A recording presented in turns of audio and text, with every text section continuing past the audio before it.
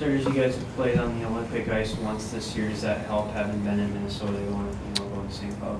Yeah, I think familiarity, absolutely. Playing on the big rink, I thought in Minnesota, our guys got adjusted to the wider rink. Some of the guys in our program that haven't played on the bigger rink, I thought they did pretty well, and obviously we practiced this week here too. So again, it's this weekend, and I think we have one more weekend in Colorado where we'll have to do that again. So it's part of our league, and our guys are hopefully adjusted to it.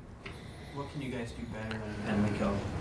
Well, I think, first of all, getting the hole kill. I think we have had strides on winning faceoffs and getting clears. I think that's the biggest thing. That was probably the biggest detriment of not killing the penalties early, was not winning that first draw. And, in Minnesota, they were, snapping the puck around and probably scoring on the initial faceoff win. We've won a little bit of that, clearing pucks. I thought we're doing a better job. Now it's sustaining that through the 2 minutes and having the mentality of finishing the kill. And it seems like now at the end of the kills, they're getting a goal towards the end of the kill. So again, it's all the details of finishing off the 2 minutes, having the mentality to finish the 2-minute kill. How about the power play? To me, personally, it starts with a face-off of sustaining pressure right away. And a lot of times power plays have high success rates when you can win that first draw.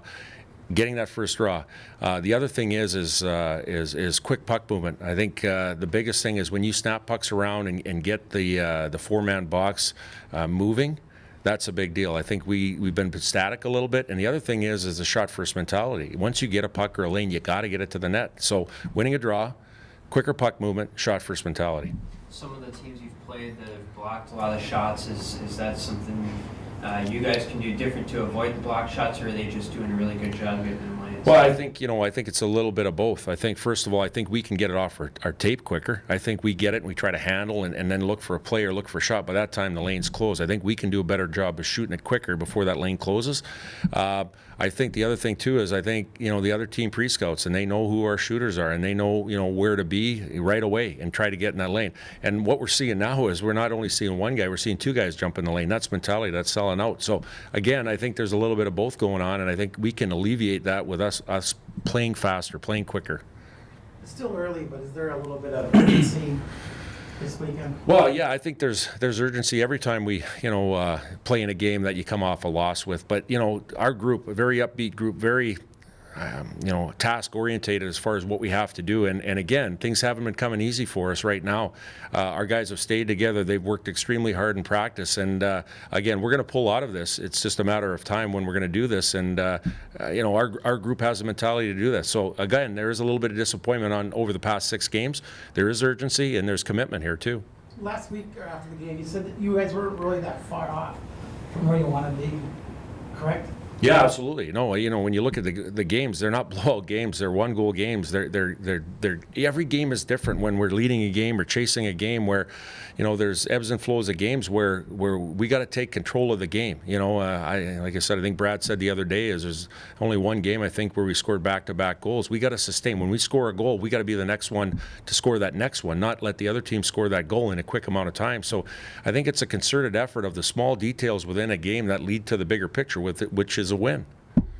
Coach, North Dakota and St. Cloud have been near the top of the NCHC ever since it's been created. Do you feel like there's a rivalry kind of building between you two? Yeah, absolutely. Like you said, it goes back to the old WCHA days. And, St. Cloud's a program that's a prominent program in NCAA Division I hockey. And, their team is geared towards playing fast on a big rink. And, that's one team that doesn't take a lot of penalties. I think they're the least amount of penalties taken in the NCAA out of 60 teams. So again, when we get a power play, it's going to mean something, whether it's 1 or 2 a game. We got to make sure of that because they're a disciplined team that don't take a lot Penalties. They're 5th in the nation in goals also. What can you guys kind of do to try to slow down their offense? Well, I think possess the puck. I think puck management is a big thing, is not turning pucks over, especially in the neutral zone. I think when you get in the offensive zone, I think with some of our bigger bodies, we got to possess the puck and not give it up. And again, they're a team that transitions well too. It's going to be tough as far as holding lines because of the bigger rink, but that means our 5-man gaps have to be very tight, and our guys are going to have to work together up and down the ice. It's when you get the spread out, and we talked about that earlier, about 5 guys spread out, that's when you get into trouble as far as giving up opportunities because you're not tight as a 5-man unit. How important is this series going forward in your season? Yeah, absolutely. Well, you know, this weekend, each and every weekend is very important. You know, the biggest thing for us is the NCHC here. You know, it's another rival here, and you know, it's a chance to try to climb the standings in the NCHC. And again, we all know that early in the season, that's when obviously you want to get out to a great start and start climbing in the NCHC. So, you know, each and every weekend is very important, but obviously this weekend especially. What are your thoughts on the atmosphere at the National Hockey Center? Yeah, they have you know, it's a loud environment. You know, in the National Hockey Center, it gets pretty loud with their fan base, and they have a great student section there too. So again, it's going to be an area where there's going to be a lot of energy in the building, and we got to use that to our advantage. What do you think of Cole Smith's play so far this year? You know, he's been a pleasant surprise. And again, I don't mean surprise in that regard. It's just that, yeah, I think he's taken a step, you know, as far as in the coach's eyes of what he's done. You know, when you look at his physical conditioning and his preparation, you know, it only leads into what he's done on the ice. And, you know, if you would have asked us, you know, by surprise, if you would have asked us in the summer if he'd be playing the minutes he has, we'd probably say, you know, probably not that many minutes, but you know, he's earned it. He's playing the right way, and he's playing fast. And again, you know, we look for a lot more things to come from him. Did you know before he got here that he was through really good physical condition? Yeah, Things like that? yeah, absolutely. You know, when we recruited him out of Steinbach, he, you know, talking to his coach, and then obviously talking to you know, people from the Brainerd area where he went to high school.